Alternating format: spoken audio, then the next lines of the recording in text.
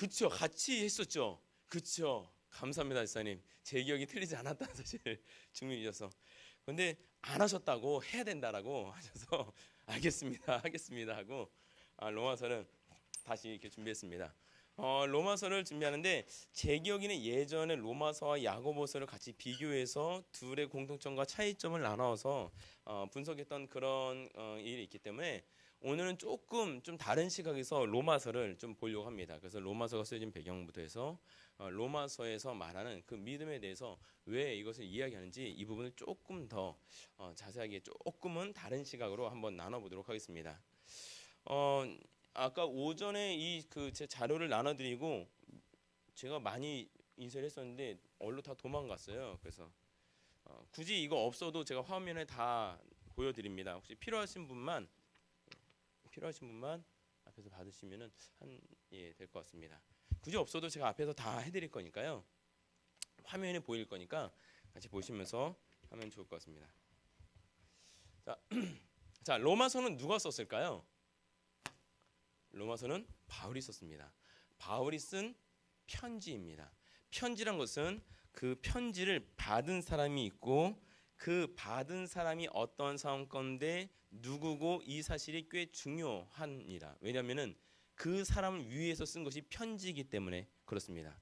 자, 그래서 이 로마서가 편지라면은 서신서라면은 그 배경을 알아야 될 텐데 사도 바울이 그 전도 여행을 떠나죠. 이렇게 해서 이쪽 안디옥에서 시작해서 1차 전도 여행은 그레데 섬의 바보, 버가, 이고니온, 루스드라, 더베라는 곳을 쭉 찍으면서 전도 여행을 하면서 여기서 죽을 뻔한 사실을 그런 경험을 하게 됩니다. 전도 여행을 마치고 2차 전도 여행 에베소 지역으로 가려다가 성령 허락하시지 않으심으로 말미암아 들어오러 올라갔다가 마게도냐에서 이쪽으로 건너오라는 환상을 보고서 넘어가서 빌립보에 이르게 되고 복음을 전하면서 하지만 핍박이 있으면서 루디아가 개종하는 사건, 그리고 빌립보, 데살로니가 베레아로 갔다가 밑에 아테네로 갔다가 여기서 부활 설교를 하고 고린도로 가서 1년 6개월 동안 복음을 전하는 사건, 이것이 2차 전도 여행의 골자입니다. 그러면서 다시 이제 돌아와서 안디옥으로 돌아오고 3차 전도 여행은 또 안디옥에서 출발해서 쭉 다 찍고 가장 큰 도시 에베소로 가서 3년 동안 사역을 하고 그리고 다시 육로에서 쭉 이미 전도했던 이 지역을 다 찍고 가서 고린도로 가서 여기서 한 3개월 정도 또 체류를 하게 됩니다. 고린도에 가서 사도 바울이 느낀 것은 무엇이냐? 사도 바울은 누구의 사도로 불림을 받았죠? 이방인의 사도로 불림받았어요. 이방인의 사도로 불림받았다는 것은 복음을 듣지 못한 사람들을 위해서 살아가는 인생, 복음을 듣지 못한 이들에게 복음을 전하는 사람이 사도 바울이었다는 거예요. 그런데 1차 전도 여행 마치고 2차 전도 여행 마치고 3차 전도 여행을 떠나다 보니까 이미 사도 바울이 가는 이 지역들, 사도행전 1장 8절의 말씀에 보면은 오직 성령이 너에게 계시면 너희가 권능을 받고 어디에서요? 예루살렘에서 어디로? 사마리아와 땅 끝으로 이렇게 확장이 되잖아요. 예루살렘, 사마리아와 땅 끝, 이것이 이 유대 지역의 사람들이 가지고 있던 세상의 개념이에요. 유대 지역, 내가 사는 그 지역이고 사마리아는 내가 사는 곳에서 조금 이주해서 간 곳이 사마리아, 그리고 먼 곳이 바로 땅 끝의 개념이었는데 땅 끝은 어디였느냐? 이 사람들이 생각해 땅 끝은 모든 길은 어디로 통한다? 로마로 통한다. 그러니까 땅 끝은 바로 로마예요. 로마까지 가서 복음을 전하니까 그 땅 끝에서 사람들이 다 퍼져나와서 전 세계로 퍼져나가게 되죠. 그래서 그 땅 끝이 바로 로마입니다.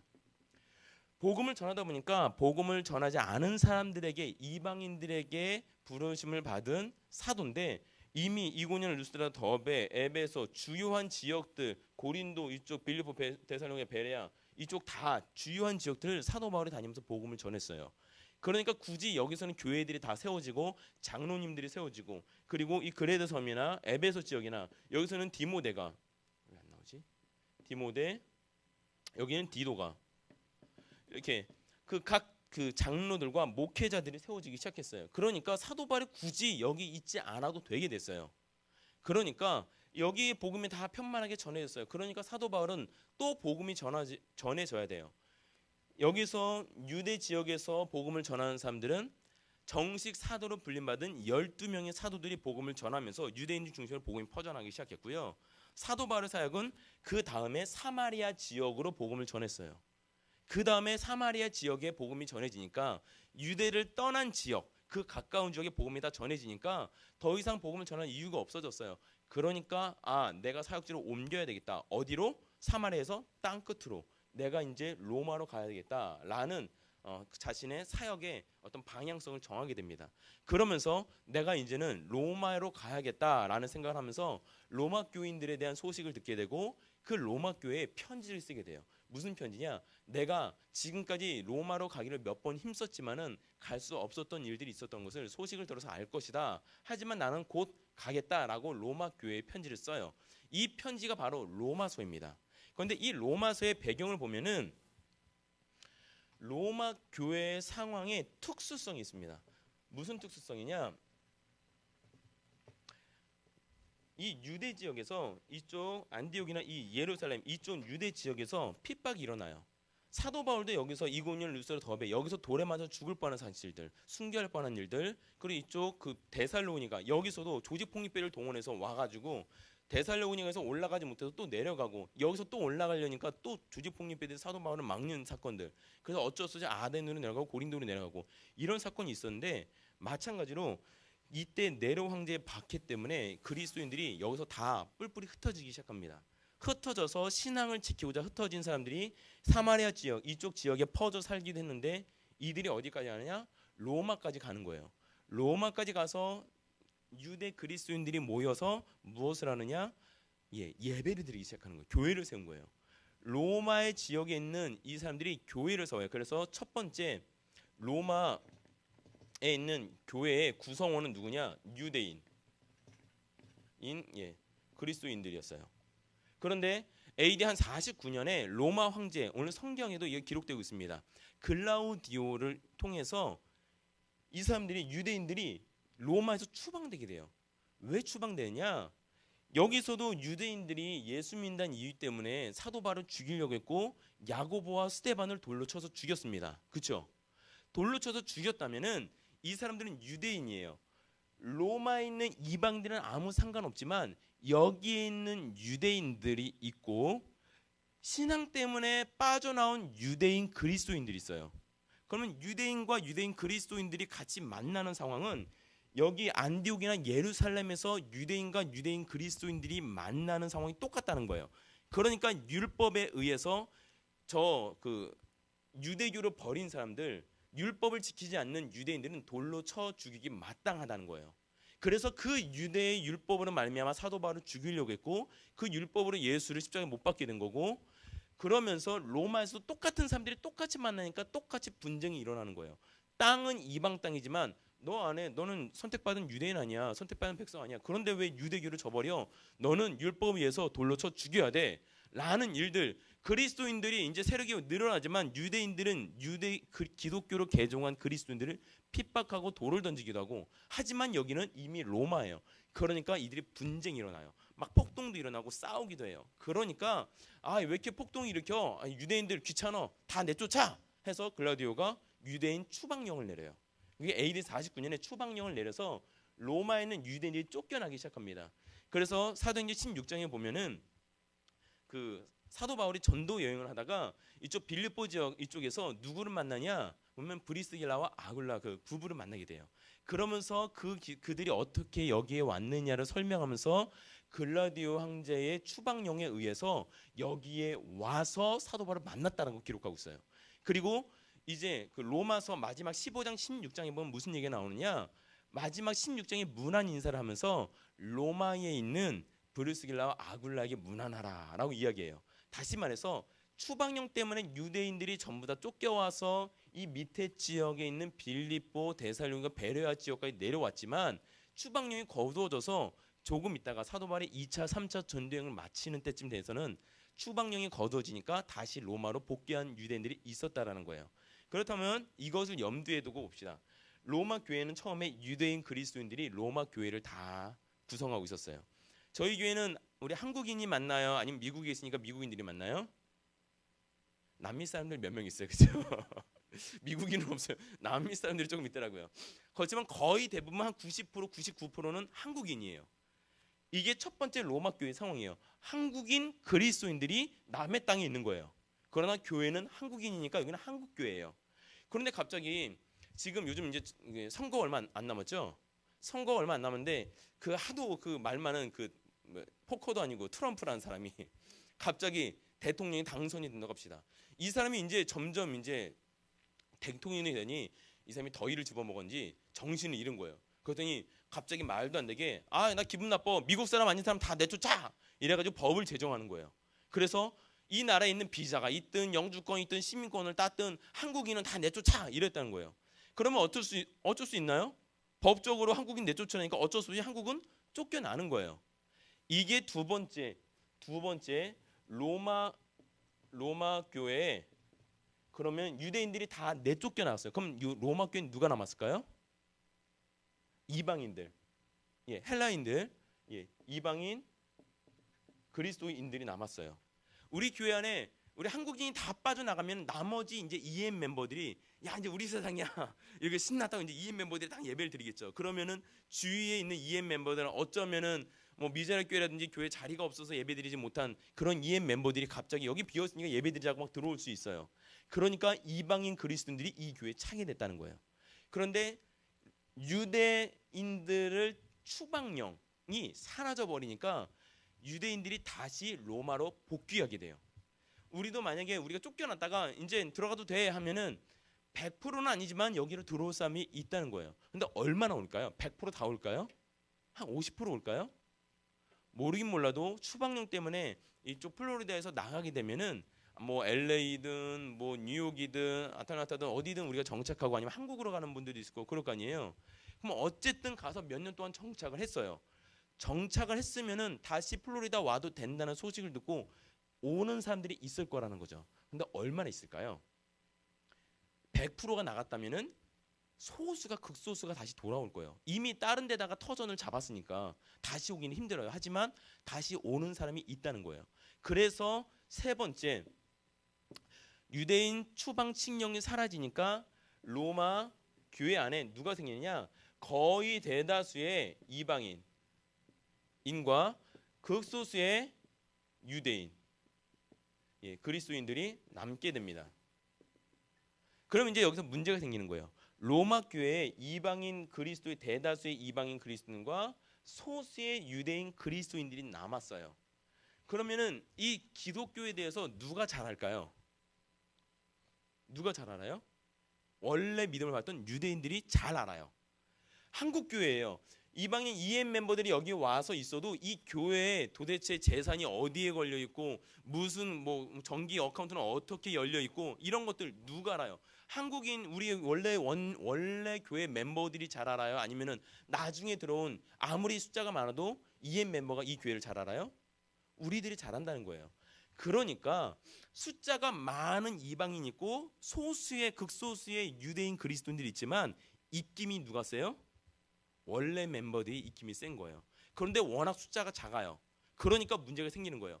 유대인들이 많았을 때는 문제가 되지 않는데 이방인이 많아져 버리고 몇 명의 소수의 유대인들이 생기니까 이건 그렇게 하면 안 돼라고 얘기하는데 많은 이방인들이 기분이 나쁜 거예요. 몇 명 되지도 않는 게 교회를 자꾸 흔들려오는 거죠. 우리 마음대로 해. 아니야 그거 아니야 그거 아니야. 원래 예수 믿어. 너 언제부터 예수 믿었다고 그래? 막 싸우기 시작하는 거예요. 그래서 이런 상황 가운데 사도 바울이 이 로마 교회에 그것이 도대체 그 분쟁에 대한 부분을 조정하고 앞으로 내가 갈 것이니까 조금만 기다려라 라는 예고를 하는 것이 이 로마서의 편지의 내용이라는 거예요. 그런데 그러면 유대인들과 이방인들이 어떠한 문제를 싸우게 되느냐? 그게 바로 교리적인 문제 때문에 싸우기 시작해요. 교리적인 문제. 유대인들이라 하면 왜 한국 사람 하면은 미국 사람들은 얘기할 때 엄마한테도 you 그러지만은 우리는 엄마한테 너 그러면은 맞아요. 그렇죠? 한국 사람만의 정서가 있다는 거예요. 뼛속 깊이 뿌리 박은 어른한테 요 해야지 존댓말을 써야 되는데 여기 애들 보니까 존댓말 안 써요. 그냥 여기 문화에 젖어 버리는 거예요. 그러면 이제 어른들은 가르치죠. 그래도 존댓말 써야 돼. 존댓말 써야 돼. 존댓말 써야 돼. 아니요. 애들은 그러지 않더라고요. 너나 나나 똑같은 인간, 똑같은 인격인데 무슨 존댓말이고 굳이 어떤 우리 한국적인 그 무언가를 강요할 때 아이들은 얘들 말도 무슨 뭐 봐도 된다고 하고 그러지 말라는 거예요. 마찬가지로 로마 교회 안에 이방인 그리스도인과 유대인 그리스도인들 간에 그러한 부딪힘이 일어나는데 이 교리적인 문제예요. 유대인들은 정말 뛰어난 신앙인들이었어요. 이건 자타고인이에요. 저 예루살렘으로부터 복음 하나 지키려고 목숨 걸고 로마까지 온 사람들이거든요. 굉장한 청교도적인 신앙을 가지고 있던 사람들이 유대인들이었어요. 그런데 문제는 시간이 지나다 보니까 그 뼛속 깊이 박혀 있는 그 사상들이 나오는 거예요. 유대인들 뼛속 깊이 박혀 있는 사상은 율법이에요. 그러니까 예수 그리스도를 믿음으로 말미암아 나는 구원받아. 예수님이 바로 그리스도야. 나는 이것을 믿어. 아멘. 이것을 믿음으로 믿음 때문에 여기까지 온 유대인들이지만 시간이 지나다 보니까 뼛속 깊이 박혀 있는 것이 무의식중에 나와요. 그래도 할례는 받아야지. 에이 그래도 할례는 받아야지. 무슨 소리야. 에이 그래도 얘들아 아무리 미국에 살아도 요 해야지. 어른들한테 존댓말 하고 고개 숙여 인사하고 어른들 존경해야 되는 거야. 실력이나 이런 거 상관없이 어른은 존경해야 되는 거야. 아이들은 에이 뭐 그런 게 어디 있어요. 같은 인격인데 말이 안 통하는 거예요. 유대인들은 믿음으로 말미암아 구원을 얻는다는 그 복음을 전해 들었어요. 그러니까 믿으면은 구원 받는다라는 것을 배웠어요. 뼛속 깊이 뿌리 박은 율법이 없어요. 그러니까 에이 무슨 소리야. 극소수의 유대인들이 그래도 율법은 지켜야 돼라고 말할 때 무슨 소리야. 우리는 저기서 사도 바울을 통해서 전해드는 복음 오직 믿음으로 우리는 구원받아. 나는 그것을 믿어 라고 하면서 율법 아니야 라고 부딪히기 시작하는데 문제는 이들도 이방인들도 약간 변질되기 시작하는 것. 믿음으로 구원받게 되는데 모든 것이 나는 믿으니까 돼. 믿으니까 돼. 에이 우상 제물 먹어도 되지. 먹어도 되니까 에이 우상 제물을 드리는 우상 제사하는 곳에 있어도 나는 믿으니까 구원받아. 제사 드리는데 같이 있고 음행하는데 같이 있고 모든 문제가 있는데 내가 같이 모든 죄 가운데 섞여버리는 거예요. 그러면서 그들이 하는 얘기 나는 믿으니까 구원받아 라는 잘못된 방종적인 신앙생활 가운데로 빠져들고 유대인들은 그래도 율법을 지켜야 돼라는 잘못된 구원관을 갖게 됩니다. 이 두 가지 문제를 아우르기 위해서 사도 바울은 편지를 쓴다는 거예요. 그래서 독자는 유대인 그리스도인이 되고 동시에 이방인 그리스도인이 됩니다.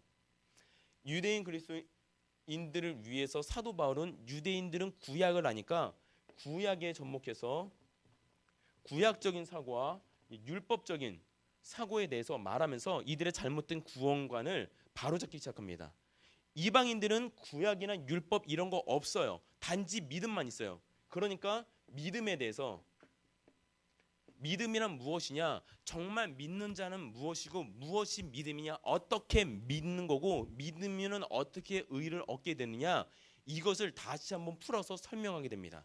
그러면서 결론적으로 이 구약적인 사고와 율법이란 무엇이냐를 설명하고 그러니까 믿음으로 구원받은 사람은 어떻게 살아가야 하는지의 삶에 대한 부분으로 로마서를 정리해서 마무리를 하고 있어요.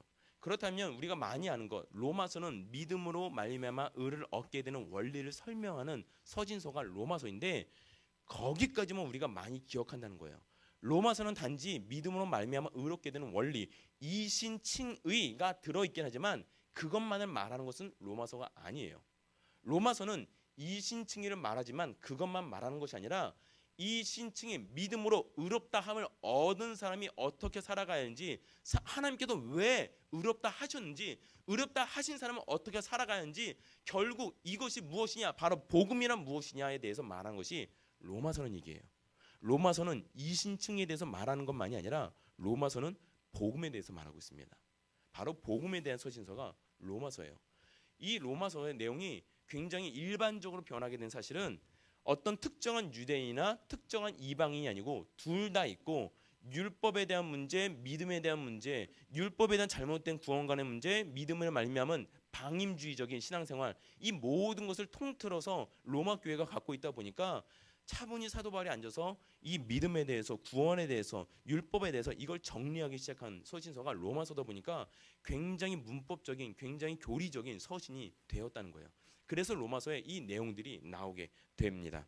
그래서 유대인들은 구원은 율법의 행위가 아니라 오직 값없이 주시는 하나님의 은혜로 말미암아 내가 얻는 것이다. 그 예수를 믿는 믿음으로 말미암아 구원이 오는 것이고 이방인들에게는 구원받은 성도는 그러면 어떻게 해야 되느냐? 결코 죄 아래 있어서는 안 된다라는 것을 강조하면서 성화를 이야기합니다. 두 모든 청중 유대인 기독교인과 이방인 기독교인에 대해서 모든 것을 다루기 위해서 로마서를 썼다는 것이죠. 그래서 이 로마서의 내용이 쓰여지게 되는데 그러면 로마서가 어떤 내용으로 쓰여지게 되냐? 이제 로마서 내용으로 한번 들어가 보도록 하겠습니다. 자, 로마서의 배경은 이해가 되시죠?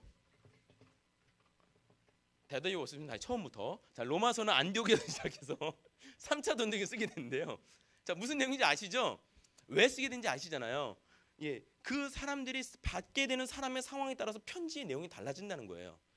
저기 LA에 있는 캘리포니아에 있는 여러분의 자녀분들이 아들이 갑자기 그 직장을 지원했는데 뭐 구글이나 이런 데 갑자기 떡하니 합격했어요. 그것도 말단 사원 아니고 갑자기 중직으로 합격됐어요. 그때 기쁨으로 여러분 편지 씁니다. 뭐라고 쓰겠습니까? 고난이 와도 힘내야 된다. 하나님은 널 지키실 거야. 이런 편지 쓰시나요? 할렐루야, 하나님이 널 축복하시구나. 이런 내용을 쓴다는 거예요. 배경에 따라서 그 받는 사람의 상황에 따라서 편지 내용이 달라진다는 거예요. 로마서의 상황을 바라볼 때 그래서 로마서의 내용이 쓰여지게 되는데 바로 이렇게 쓰여집니다. 로마서가 몇 장까지 돼 있죠? 6, 7, 8. 로마서는 16장까지 돼 있죠? 9, 10, 11, 12, 13, 14, 15, 16까지 돼 있습니다. 16장까지 로마서가 구성되어 있는데 지금 이 상황을 염두에 놓고 크게 세 단락으로 구분할 수 있습니다. 먼저 1장부터 8장까지 내용으로 보면은 믿음으로 말미암아 얻게 되는 그 의의 원리에 대해서 설명하고 있어요. 우리가 로마서 하면은 떠오르는 내용이 바로 1장부터 8장까지의 내용이에요. 믿음으로 말미암아 의를 얻게 되는 원리. 믿음으로 말미암아 의를 얻게 되는 원리에 대해서 말하면서 성도가 하나님의 거룩한 의를 얻을 수 있는 유일한 방법인데 그것은 곧 믿음이라고 강조합니다. 그러면서 참된 믿음이 무엇인지를 설명해요.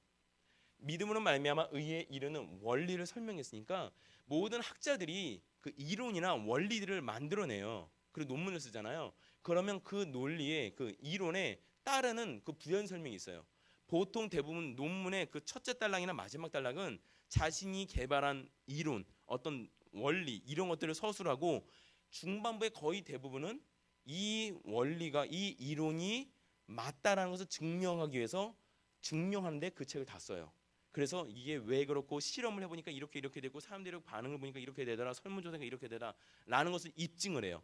사도 바울이 믿음으로 말미암아 의를 얻게 되는 원리를 1장부터 8장까지 이야기하고 9장, 10장, 11장에 있어서 이스라엘의 전 역사를 들어서 하나님의 구원 사역, 이스라엘 과거에 하나님이 어떻게 이스라엘을 택하셨고 현재 이스라엘은 어떤 삶을 살았고 앞으로 하나님은 어떻게 하실 것이다 라는 하나님의 구속사역 사역을 9장, 10장, 11장에 대해서 말하면서 믿음으로 말미암아 의를 얻게 된 원리를 역사를 통해서 설명합니다. 그러면 역사를 통해서 믿음으로 말미암아 구원을 얻게 되는 원리를 설명하고 입증을 했으니까 그러니까 사도 바울이 하는 얘기는 무엇이냐?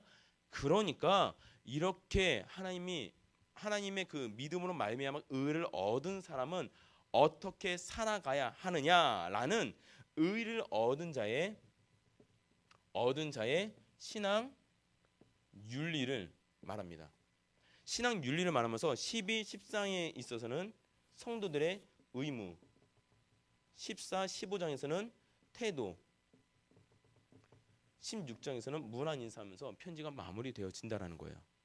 우리가 로마서를 바라볼 때 믿음으로 말미암아 의를 얻는 원리에 대해서 로마서 설명한다라고 많이들 알고 있어요. 그리고 그거에 대해서 많이 듣고 기억하고 있습니다. 그러나 여러분, 우리가 지금까지 알고 있는 로마서의 내용은 1장부터 8장까지 3분의 1에 해당하는 내용밖에 안 되는 거예요. 로마서가는 이신층에 대한 책이다라고 말하면 틀리다라는 거예요. 아니 완전히 틀리다고는 할 수 없지만 그렇다고 맞는 답은 아니라는 거예요. 맞는 답은 이신층이 믿음으로 말미암아 의롭다 함을 칭함을 받은 사람은 어떻게 살아가야 하느냐, 복음에 의해서 살아가는 성도들의 삶의 모습에 대해서 기록한 것. 복음이란 무엇이냐? 복음을 말미암아 구원을 받고 복음은 우리의 삶에 어떻게 영향을 끼치고 성도들은 어떻게 살아가야 하느냐, 이 복음의 전반적인 역사를 기록한 것이 로마서라는 거예요. 로마서. 그러면 조금 더 자세히 한번 들어보겠습니다. 대충 이제 로마서 전체 그림은 이제 이해가 되시죠? 로마서는 단순하게 믿음으로 말미암아 의를 얻게 되는 원리만 얘기하는 것은 아니다라는 사실. 이걸 한번 기억해 주시면 감사하겠고요. 자, 그렇다면 이제 내용으로 한번 좀 들어보겠습니다. 로마서 1장부터 8장까지 있는데 이것을 세 부분으로 한번 나눠보면은 1장부터 3장까지, 4장에서 5장까지, 6장, 7장, 8장까지 이렇게 나눌 수 있는데 먼저 1, 2, 3장에 대해서는 죄인에 대해서 말하고요. 4, 5장에서는 믿음에 대해서, 6, 7, 8장에서는 성화에 대해서 말하고 있어요. 이것은 무엇이냐? 먼저는 사도 바울이 이 편지를 쓰면서 가장 먼저 내가 이것을 왜 쓰게 된지 기록 목적을 1장에서 잠깐 설명을 해요. 내가 왜 썼는지 기록 목적을 설명하면서 그러면서 이방인들의 죄 악상을 이야기합니다. 그러면서 1장 하반절에 보면은 그 이방인들이 지은 수많은 죄들이 막 기록되어 있어요. 이들이 타락하고 음행하고 하나님의 주신 진리를 쓰지 않고 막 이런 일들, 막 동성애부터 해서 막 다 이런 것들을 막 기록해요. 막 분노하고 분쟁하고 막 싸우고 막 이런 일들이 1장에 있어서 이방인의 죄에 대해서 말합니다. 그러면서 하나님이 이방인들을 그래서 심판하노라. 이방인들은 죄 가운데 있기 때문에 지옥에 갈 수 없다. 지옥에 갈 수밖에 없다라고 말하면서 이방인의 죄를 말해요. 이방인은 죄를 졌으니까 하나님은 이들을 징계하세요. 무슨 징계냐? 방치하셨다. 하나님이 방치하시는 형벌을 이들에게 내리셨다라고 말합니다. 이방인은 하나님이 심판하지 않는 것이 아니라 죄 가운데 빠져서 그것이 죄인지도 모르고 여전히 죽음 가운데로 죄로 치달아가는 이 이방인의 삶으로 그냥 방치해 두셨다라고 하나님의 형벌을 설명하죠. 1장은 이방인의 죄에 대해서 말해요. 그러면서 2장, 1장이 이방인의 죄에 대해서 말해서 이방인은 모두 죄인이야. 하나님을 알지 못하기 때문에 이들은 구원받지 못해 라고 사도 바울이 말하니까 누가 통쾌할까요? 교회 안에 있는 유대인들이 통쾌할 거예요. 이 통쾌하는 유대인들에게 사도 바울이 일침을 가는 거. 그러면 선택받았다는 유대인들 너희들은 온전하냐? 너희들이 바로 그 선택받았다는 그 율법으로 말미암아 그 율법으로 너희가 죄임을 알고도 죄를 짓고 너희가 선택받았다고 이미 구약에 있는 예언의 말씀들이 있었는데도 불구하고 너희가 결국에는 예수 십자가를 못 박지 않았느냐라고 말하면서 너희들도 온전히 죄 가운데 빠지게 되었노라 라고 말합니다. 유대인의 죄. 이방인도 죄인이고 유대인도 죄인이라고 사도 바울은 말하는 거예요. 이방인도 죄고 유대인도 죄인이다 라면은 그러면은 모든 사람들은 전부 다 죄 아래 있게 됩니다. 그래서 전 인류가 다 죄 아래 있게 되었다라고 얘기하면서 3장 전 인류의 죄에 대해서 말합니다. 1, 2, 3장은 죄에 대해서 말하는 거예요. 왜 죄에 대해서 말하느냐? 믿음으로 말미암아 얻게 되는 의의 원리를 설명하기 위해서는 의를 얻으려면 의가 없는 상태라는 것을 알려줘야 돼요. 의가 없는 상태, 우리가 죄 가운데 있다라는 것을 알려주는 거예요. 이방인의 죄, 유대인의 죄, 전 인류의 죄, 이것을 이야기합니다. 그러면서 3장 말미에 가서 우리 모두 다 죄인일 수밖에 없다. 우리 힘으로는 구원받을 수 없어. 우리 힘으로는 어쩔 수 없어 라고 말하면서 그러니까 우리가 내 힘으로는 의를 얻지 못하기 때문에 그러니까 믿음이 필요한 거야. 믿음으로 말미암아 구원을 얻게 되는 거야. 믿음으로 말미암아 우리는 의롭게 될 수 있어 라고 설명을 시작하면서 4장에 가서는 무엇이 그 근거냐 하면은 아브라함을 예로 들어서 칭의의 원리를 설명합니다. 아브라함은 그 의로 말미암아 의롭다 하심을 얻었습니다. 창세기 15장에 가서는 하나님께서 아브라함을 그냥 주권적으로 선택하시죠. 그래서 그 믿음으로 아멘하고 순종하니까 그러니까 그 믿음으로 인해서 하나님은 아브라함을 의롭다라고 칭해 주셨습니다.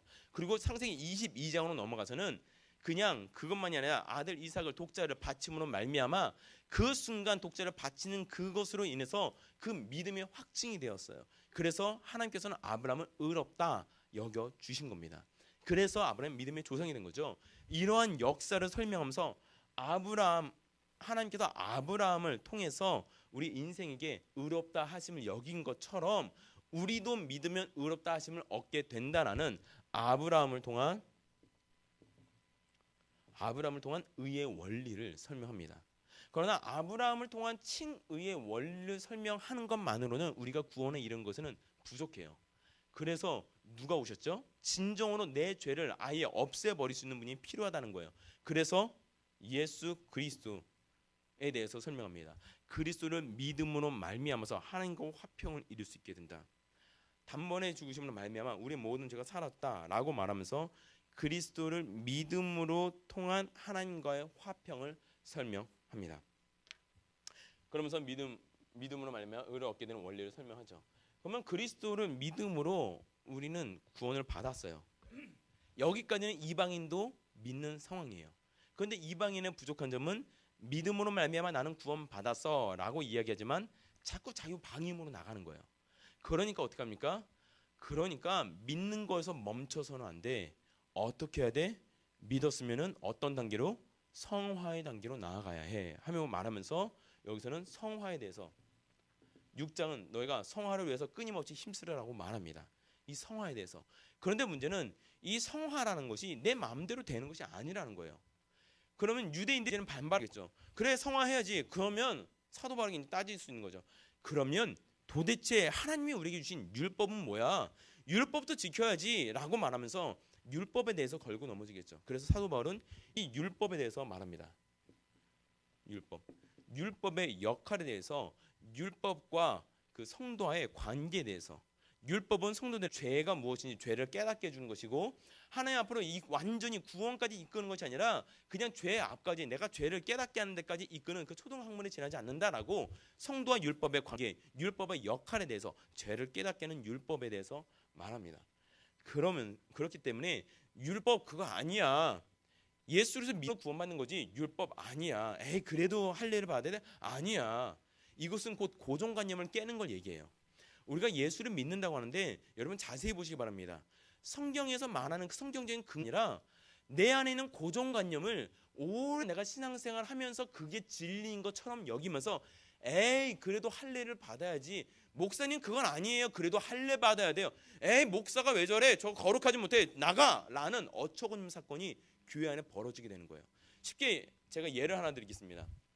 예전 교회에서 제가 사역하는데 한 그 권사님이 열받아가지고 저한테 전화를 하신 거예요. 뭔가 억울한 일이 있었던 거예요. 억울한 일이 있으셨는데 제가 들어보니까 나한테 전화 거신 에이 권사님 상식적으로 아무리 상도 그분을 어떻게 위로해드리고 이렇게 맞다고 편을 들어드리려고 했는데 상식적으로 아닌 거예요. 누가 봐도 대놓고 잘못을 하셨어요. 에이 권사님 그건 권사님이 잘못하신 거죠. 에이 그건 사과하시고 화해하세요. 그러니까 이제 막 열이 받으신 거예요. 당신 말 안 듣신다는 거예요. 아니 목사님도 나를 무시하는 거야? 목사님까지 나를 무시하는 거야? 그러면서 그분이 하신 말씀이 이거였어요. 전 너무 충격이었어요. 젊은 목사가 나까지 무시하는 거야? 어떻게 목자가 양의 음성을 들어야지 목자가 왜 양의 음성을 듣지 않는 거야? 뭐 목사가 왜 이래? 성경 말씀도 보지 못했어? 여기서 뭔가 이상한 점을 느끼시나요? 목자가 양의 음성을 듣나요? 양이 목자의 음성을 듣나요? 양이 목자 음성을 듣는 거죠. 그런데 그분이 화내시면 열받아서 하시는 말씀, 어떻게 목자가 양의 음성도 못 들어? 당신 제대로 된 목사야? 하면서 꽝 전화를 끊고서 담임 목사님한테 전화를 해서 막 화를 내신 거예요. 그래서 담임 목사님이 어떻게 했느냐? 아주 혼쭐을 내셨다고 그러더라고요. 혼쭐을 내셨대요. 아니 여러분 오랜 시간 동안 신앙생활을 하다 보니까 나도 모르게 말씀이 내 안에 내가 원하는 대로 스톱해버려요. 그래서 그것이 진리인 것처럼 느껴지고요. 그 진리인 것처럼 느껴진 말씀으로 대들기 시작하면 정신 못 차려요. 하나님의 성경 말씀을 들이대놔도 네가 나를 무시하는구나. 저 권사님 죄송한데 목자가 양의 음성 듣는 게 아니고 양이 목자 음성. 너 날 무시하냐? 이게 나오는 거예요. 이거는 하나님의 말씀 진리 이런 거 필요 없어요. 그냥 당신 기분이 말씀보다 앞서는 거예요. 우리가 조심해야 될 게 이거예요. 유대 그리스도인들이 복음으로 말미암아 로마까지 와서 엄청난 신앙인이었어요. 목숨 걸고 복음을 지킨 사람들이 유대 그리스도인들이었어요. 시간이 지나면서 말씀이 왜곡되면서 내 안에 있는 고정관념이 성경을 갖다가 오해하기 시작해요. 혹시 여러분 안에 여러분이 가진 고정관념이 성경을 곡해하는 것이 있지는 않은지 자세히 들여다보시기 바랍니다. 제가 말씀드린 바로 이 예는 좀 심한 예예요. 이것을 이렇게까지 오해하는 분들은 그렇게 많지는 않아요. 이건 대놓고 뒤집은 이건 있는 말 그냥 그 말이 읽을 줄만 알아도 이건 아는 거잖아요. 제가 보니까 그분은 오랜 시간 동안 신앙생활하고 전도도 참 많이 하는 분이 열심히 있는 분이에요. 그런데 성경을 읽지 않아요. 적어도 그 성경을 내 마음대로 읽었어요. 그러니까 성경이 도대체 뭘 얘기하는지 분간을 못하는 거예요. 이런 일까지 오진 않지만 그러나 자세히 볼 것 여러분 안에 있는 고정관념이 하나님의 말씀을 뒤덮고 있지는 않은지 오늘 이방인 그리스도인들이 믿음으로 말미암아 구원을 얻으니까 내 맘대로 사치기 다빠빠하면서 노는 거예요. 그래도 나는 구원 받았어. 찍고 에이 마셔라 부어라 하면서 열심히 방탕함으로 가고 있는데도 나는 믿으니까 구원 받았어 라는 이방인 그리스도인들과 나는 선택받은 백성이야. 나는 예수를 믿어. 그런데 나는 선택받았어. 그러니까 은연중에 이방인 그리스도인보다는 내가 낫지. 너는 그래도 죄 가운데 있다 들어온 사람이고 나는 선택받은 백성인데 에이 그래도 넌 할례도 안 받았잖아. 나는 할례도 받았는데 자기도 모르게 옛적에 갖고 있던 그런 이유를 알 수 없는 자신감과 잘못된 고정관념이 하나님의 복음을 왜곡하기 시작하고 심지어는 넘어서 소수밖에 되지 않은 이방인 유대인 그리스도인들이 대다수를 이루고 있는 이방인 그리스도인들은 삿대질하면서 정죄하고 교회에서 싸움이 일어나기 시작했다는 거죠. 이게 로마 교회 상황이기에 사도 바울은 고정관념을 깨부시는 거예요. 그거 아니야. 율법 아니야. 그 율법 깨부시려고 예수님이 십자가에 달려 죽으셨는데 그거 아니야 라고 말하면서 율법은 우리의 죄를 깨닫게 해주는 역할밖에 되지 않아. 그러니까 우리에게 필요한 것이 있어. 율법으로 말미암아 믿음을 얻게 되거나 구원을 얻게 되는 거 아니야. 율법 말고 그 다른 대안이 필요해. 그게 누구야? 바로 로마서 8장의 성령님이야. 성령이 우리 안에 필요하다는 거예요. 그 성령의 인도를 받고 성령이 내 안에 내주하심으로 말미암아 그 성령님의 은혜로 말미암아 우리는 믿을 수 있다는 거예요. 믿음조차도 내가 마음대로 내 뜻대로 가진 것이 아니라는 거예요. 성령의 도우심이 없으면 그것이 믿어질 수가 없다라는 거예요. 하나님께서 내 안에 성령의 은혜로 말미암아 믿어지게 하는 은혜가 있으니까 믿게 되었다는 거죠. 성령의 도우심으로 말미암아 우리는 믿게 되었고 믿었으니까 그분의 도우심으로 성화에 이르도록 끊임없이 노력해라. 멈추지 마. 열심히 살아 라고 말하는 것이 사도 바울이 1장부터 8장까지 말하는 사도 바울의 외침이라는 거죠. 이해가 되시죠? 그러나 중요한 것 우리가 로마서 하면은 여기까지가 로마서 전부라고 기억하는 오류가 있다는 거예요. 일단은 1장부터 8장까지 내용을 한번 기억해 보겠습니다. 아이고 이걸 지워버리니까 갑자기 내 머릿속에 다 지워진 것 같아요. 로마서 1장에서 무엇을 얘기했다고요? 이 죄에 대해서 말하면서 이방인의 죄. 2장에서는 유대인의 죄. 3장에서는 전 인류의 죄. 이 모두 다 우리는 모두 죄인이니까 우리 힘으로는 구원받을 수 없어요. 그러니까 무엇이 필요해요? 믿음이 필요해요. 믿음으로 의를 얻게 되는 이 원리를 설명하는데 누구에 대해서 얘기해요? 아브라함. 이제는 아브라함으로 인해서 칭의의 원리를 설명했다면 우리의 대속자 되시는 예수 그리스도를 말미암아 의가 우리 안에 전가되었다. 그러므로 하나님과 화평을 이루게 되었다고 말하고요. 그러니까 여기서 멈추지 마. 여기서 멈추는 게 아니라 의를 얻었어. 그러면은 너가 성장해야 돼. 자라야 돼. 성화의 단계에 이르도록 자신을 훈련하라는 거예요. 성화의 단계에 이르도록 훈련했는데 그러면 율법이란 도대체 무엇이냐? 율법은 내가 죄 아래 있다. 내가 죄인이라는 것을 깨닫게 하는 깨닫게 하는 것일 뿐이다. 초등교사일 뿐이다 라고 말하면서 율법에 대해서 설명하면서 그러니까 성령님의 도우심이 있어야 돼 라고 말한 것이 1장부터 8장까지 믿음으로 말미암아 의를 얻게 되는 원리에 대해서 설명을 하는 것입니다. 자, 여기까지는 우리가 너무나도 잘 아는 내용이고 로마서 하면은 여기까지가 우리의 보통 대부분 성도님들 머리에 각인이 되어 있어요. 재밌는 사실은 많은 분들이 9장 이후로의 로마서의 기록은 기억하지 못해요. 왜요? 로마서는 이신칭의에 대해서 기록한 책이다라고 너무나도 머리에 박혀있기 때문에 이 뒤가 생각이 나지 않는 거예요. 그러나 중요한 사실 야고보서에도 제가 저번에 로마서 야고보서 비교해서 말씀드렸지만 야고보서도 행함에 대해서 이야기했지만 믿음을 저버리지 않았어요. 믿음에 대해서 전반부에서 이미 기록하고 있어요. 하지만 믿음에 대해서 짧게 압축해서 기록해놓고 그러니까 이런 행함이 따라야 돼라고 야고보서의 행함을 강조하는 것이지 로마서는 전반부에서 굉장히 논리정연하게 믿음으로 말미암아 의를 얻는 원리에 대해서 설명이 너무 탁월하게 되어 있기 때문에 다른 모든 성경보다 이게 탁월하니까 여기가 부각돼서 나에게 기억되는 것이지 단지 이것만 말하는 것이 아니라는 거예요. 로마서를 통해서 사도 바울이 말하는 것은 먼저 믿음으로 말미암아 의에 이르는 원리를 얘기했으니까 이것을 증명해내요. 무엇이냐?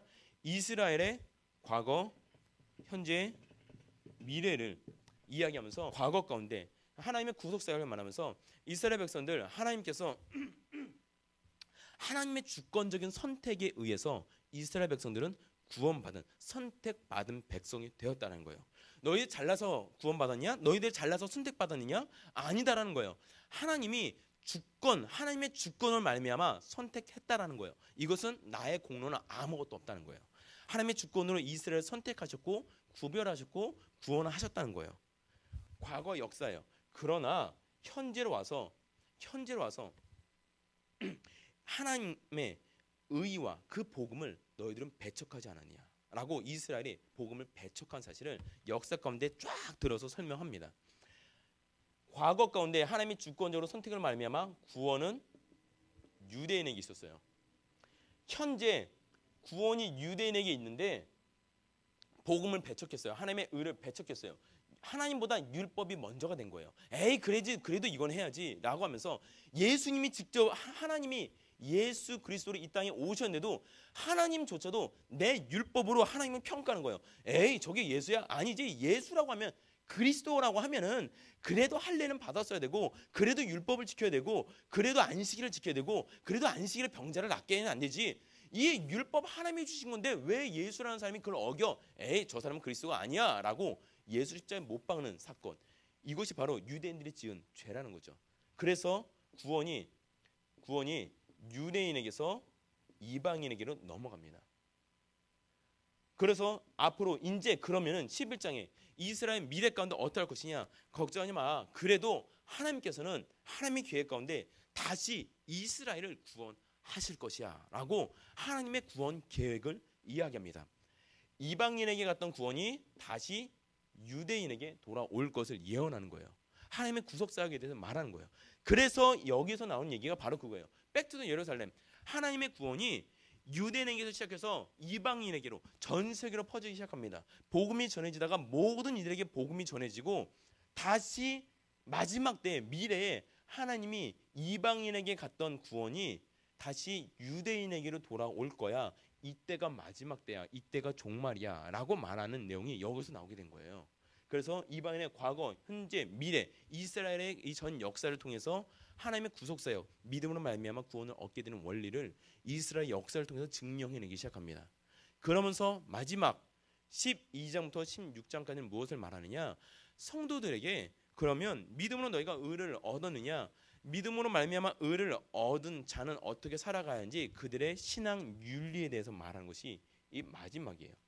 그렇다면은 여러분 편지 쓰실 때 앞에서 이런저런 내용을 다 쓰십니다. 다 쫙 써요. 그러면서 그러니까 앞에 내용에 내가 다 썼어. 이렇게 해야 돼. 그러니까 엄마한테 용돈 좀 보내라. 편지의 결론은 뭐예요? 용돈 보내는 얘기예요. 나는 아무 필요 없어. 나는 우리 세탁기가 조금 부실하고 가끔 고장나서 엔지니어가 오긴 하지만 괜찮아. 그런데 얘야 돈이 좀 필요하구나. 라면은 돈이 필요하다는 얘기예요. 그렇죠? 사도 바울이 믿음으로 의를 얻게 되는 원리에 대해서 설명했어요. 모든 이스라엘 전 역사를 통해서 그것을 증명해냈어요. 다 설명했어요. 그러니까 얘들아 똑바로 살아. 하면은 무슨 얘기예요? 똑바로 살라는 얘기예요. 로마서는 어쩌면은 전반부 이 의의 원리보다는 똑바로 살아. 그거 아니야. 로마 교인들 너 믿음이 있다고 하는 로마 교인들아 그거 아니야. 어깨만 으쓱하고 너희 그 자만심만 가지지 마라고 말하는 것이 12장부터 16장까지예요. 먼저 12, 13 두 장에 걸쳐서는 성도들이 어떻게 살아야 되는지 성도들의 의무에 대해서 얘기하는데 12장에서는 하나님과 교회 그리고 사회 생활에 대해서 우리가 어떻게 살아야 되는지 하나님과 화평하고 교회 안에서 서로 화목하고 세상 이웃과 사회 생활하는데 정직하고 성실하게 살아가야 한다라고 믿음을 가진 사람은 세상에서도 그렇게 살아가야 되고 교회에서도 그렇게 살아야 된다라고 말합니다. 그러면서 세상 가운데서 세상의 권세에 순복하라고 말해요. 세상의 권세에 순복하라. 이것은 세상이 정한 질서, 법이 있으면 그 법 따르라는 얘기죠. 법 어기지 마. 법 지켜야 돼. 왜요? 하나님이 세운 권세라는 거예요. 그러니까 세상 권세에 순복하고 세상 이웃하고 싸우지 말라는 거예요. 교회 안에서 화목할 건 당연하지만 세상 이웃과도 싸우지 말라는 거예요. 왜요? 복음을 위해서. 그들에게 복음을 전해야 되는데 우리의 거룩하지 못한 모습으로 인해서 복음이 전해지지 않아요. 그러니까 복음을 위해서 세상 이웃과 때로는 손해볼지라도 화목하라는 거예요. 그리고 14, 15장에는 성도들 간의 태도, 특별히 성도들 간의 교회 안에서의 신앙생활에 대해서 다루고 있어요. 14장에서는 판단과 비판 금지합니다. 이방인 그리스도인과 유대인 그리스도인이 서로 싸우는 거예요. 에이 자유방임 너 그거 방임주의잖아. 에이 이거 할래 해야지. 율법과 자유방임 서로 싸우고 맨날 서로 비방하고 너 아니야 너 제대로 된 믿음 아니야. 싸우니까 교회 안에서 그러지 말라는 거예요. 서로 판단하거나 비판하지 말아라. 판단 비판 금지. 그러면서 너희들이 이제 화목하고 서로 덕을 세우면서 서로 화합해라. 하나가 되라라고 권면하는 내용이 덕, 화합, 권면 15장의 내용입니다. 그러면서 16장에서 이제 편지를 마무리하면서 이제 마지막 문안 인사를 합니다. 내가 예전에 만나서 나를 도왔던 브리스기와 아굴라에게 문안하고 누구누구에게 문안하고 그들은 나를 도왔던 사람이다. 문안하면서 그러면서 다시 한번 분명히 이방인 그리스도인과 유대인 그리스도인들이 서로 그 안에서 싸웠다는 얘기는 여러분 이걸 주의해서 봐야 되는 거예요. 이방인 그리스도인과 유대인 그리스도인이 싸웠다는 얘기는 모든 이방이라고 모든 유대인들이 전부 다 맞짱뜨고 다 싸웠을까요? 아니라는 거예요. 그 중에서 누군가가 그 분위기를 조장하는 몇 사람이 있었고 그 많은 사람들이 이끄는 누군가가 분위기를 조장하는 이방인들이 있었다는 거예요. 서로 혈기왕성해서 부딪히는 몇 명이 있어서 그들이 분위기를 조장해서 서로 나는 우린 이방인이니까 우리 믿음파, 우린 유대인이니까 그래도 할례파, 그래도 율법 지켜야 돼. 이런 율법파 각 분파주의를 만드는 그 사람들을 조심하라고 분파주의를 조심할 것을 말하면서 문안 인사와 함께 16장 로마서를 마치고 있습니다. 이 로마서 전체가 보이시나요? 그렇다면은 단순히 이 수치적으로만 봅시다. 믿음의 윤리에 대해서는 8장에 걸쳐서 그리고 구속사역과 신앙 윤리에 대해서는 나머지 또 역시 8장에 걸쳐서 똑같은 분량에 걸쳐서 나누고 있다는 거예요. 우리가 절반의 로마서를 바라본 것이 아니라 믿음으로 말미암아 의를 얻은 사람이 어떻게 살아가야 하는지 하나님이 의를 얻은 사람에게 어떻게 역사하실 것인지 이 모든 것을 통틀어서 함께 로마서를 봐야 한다는 것입니다. 이 전체적인 시각에서 로마서를 봐야지 로마서를 오해하지 않게 된다는 것입니다. 다시 한번 보겠습니다. 로마서 1장 무슨 내용이요? 이방인의 죄에 대해서 2장에서는 이방인만이나 유대인도 죄인이다. 3장에서는 그러니까 모든 인류는 죄인이다. 그러니까 우리에게는 믿음이 필요해. 칭의가 필요해. 그래서 누구를 통해서 칭의를 얘기해요? 아브라함을 통해서. 이젠 칭의를 넘어서 예수 그리스도로 말미암아 하나님과의 화평을 이루게 되었노라고 얘기해요. 하나님과 화평을 이루게 된 사람은 아싸 난 구원받아서 신난다 하고 머물러야 되는 거예요? 아니죠. 성화에 이르도록 노력하라 라고 말합니다. 성화. 그러면 도대체 율법은 무엇입니까? 율법의 역할과 성도와 율법의 관계에 대해서 말하고요. 그러니까 여기서 멈추지 말고 율법 그거 다 아니야. 그러니까 너에게 성령이 필요한 거야. 성령의 도우심을 말미암아 믿음으로 의를 얻게 되고 그렇게 너희들은 성령의 도우심을 말미암아 살아가야 해라고 말하면서 이스라엘 과거 너희가 잘나서 유대인들을 선택한 것이요 하나님의 주권적인 선택으로 말미암아 너희를 택하였노라. 그러니까 자만하지 말라는 얘기예요. 그런데 그 하나님의 복음을 가지고 있다는 하나님의 선택받은 너희가 바로 하나님의 의와 복음을 배척하지 않았냐, 너희가 십자가를 못 박지 않았느냐라고 말하면서 너희의 구원이 이방인에게 넘어갔다고.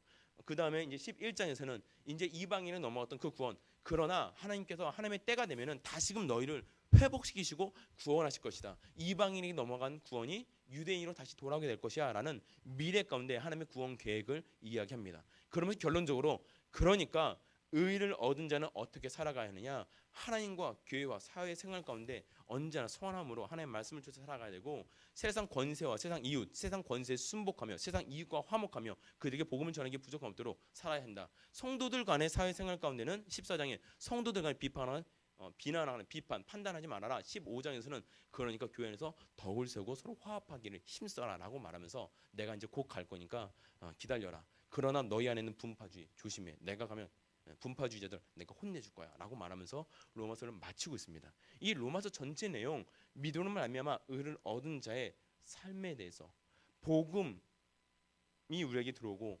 복음으로 살아가는 우리들의 삶을 이야기하는 것이 바로 로마서입니다. 로마서는 이신칭의만을 말하는 것이 아니라 바로 복음을 말하는 거예요. 우리의 복음으로 살아가는 그 삶, 그 삶이 저와 여러분의 삶이 되기를 소원합니다. 이 로마서를 마치면서 한 가지만 한번 여러분에게 요청드리고 싶습니다. 혹시 여러분 전 조심히 여러분에게 요청드리고 질문드립니다. 유대인 그리스도인들이라 하면 자신의 복음을 신앙을 지키기 위해서 자신의 고국에서 떠나온 이들이에요. 그리고 떠나온 그곳에서 그 예수를 믿는 사람끼리 모여서 교회를 세우고 신앙생활한 사람들이에요. 어쩌면은 지금 이 미국 땅까지 와서 예수 믿는 이유 때문에 이 멀디 먼 이곳에서 한국인으로서 그리스도인으로서 모여가지고 교회를 세우고 함께 신앙생활하는 저희들의 모습인지도 모르겠습니다.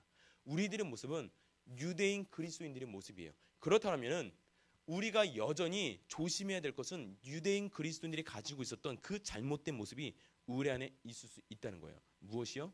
고정관념이요. 무엇이요? 내 생각에는 이것이 맞다라고 생각하는 그러한 하나님의 말씀이요. 어쩌면 여러분 말씀을 오해하기 때문에 그렇게 어처구니 없이 말씀을 배척하고 있지 않습니까? 말씀을 잘못 알았기 때문에 그래도 에이 교회에서는 이걸 해야지. 에이 그래도 교회에서는 무슨 말씀이야 목사님 그건 잘못된 말씀이죠. 내가 이 신앙생활 하면서 보니까 그래도 이거던데 아니요. 말씀이 기준되지 않고 나의 고정관념의 기준이 돼서 혹시 내가 비판하거나 판단하거나 여러분 교회 안에서 에이 저분 저건 잘못됐네.